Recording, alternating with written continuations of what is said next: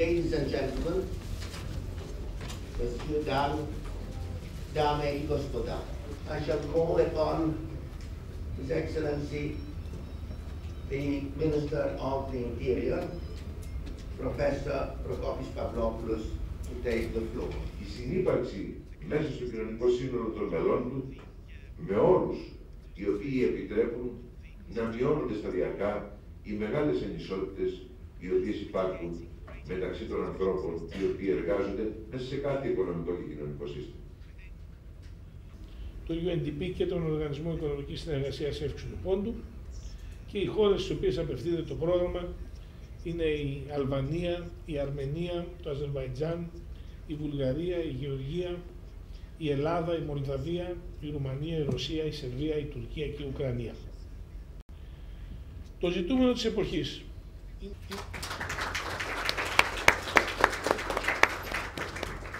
Thank the Minister of National Economy very much for reminding us also in his excellent presentation the importance of international cooperation, and of course this is precisely the role of the United Nations and the UNDP. May I ask, in fact, in this connection, Mrs.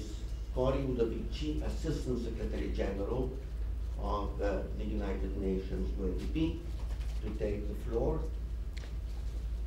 Thank you very, very much, Minister Pavlopoulos, Minister Papathanasiou, Excellencies, distinguished guests, ladies and gentlemen.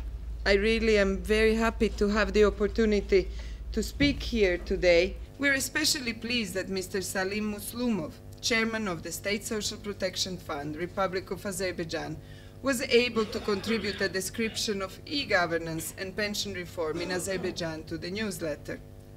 UNDP's governance and development programming underscores the importance of partnerships among like-minded development actors who, by working together, can achieve development results that cannot be achieved by acting alone. Our partnership with the Hellenic government to work together to improve the quality of governance in Europe and the CIS via the Regional Center for Public Administration Reform here in Athens is something in which we take great pride. Despite the difficulties now facing all of us, we continue to believe that by working together with the Hellenic government, we must and can improve the quality and raise living standards in your neighbors to the north and east. Thank you very much for your kind attention.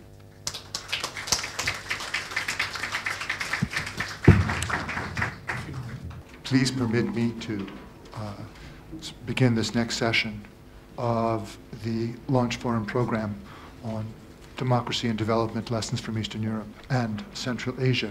From the side of UNDP, and joining in on what Kori has indicated, I'd want to conclude by saying that UNDP promotes human development that empowers people with capabilities and choices to drive change and to improve their own lives. When I was dealing with many of the articles for the current newsletter, one of the things that kept occurring to me was, what is the end goal? What is the end goal of good governance? And the answer that some of the authors provided to me was that good governance is really about the relationship between free markets and economic performance. It's not just about economic performance per se, because if we were just to focus on wealth creation and growth rates, I mean, clearly we would be looking at China. China would be very prominent in our discussion, and China isn't prominent in our discussion.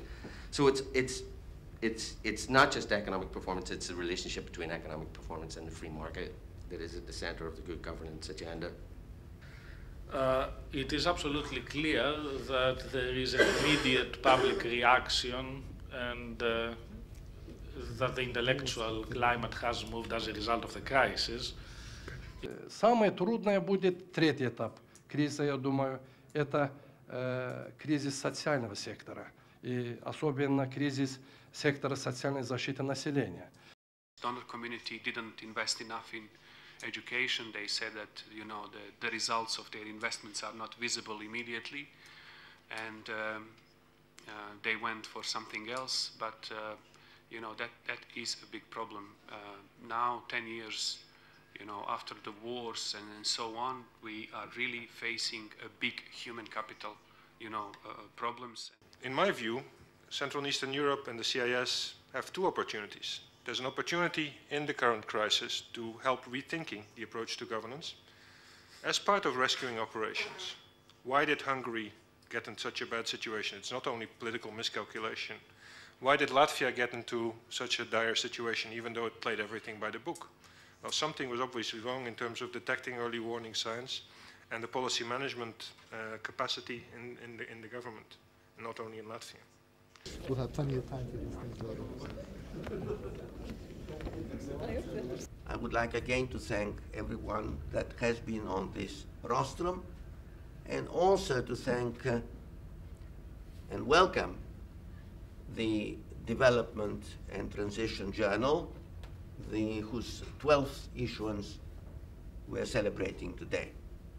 Thank you.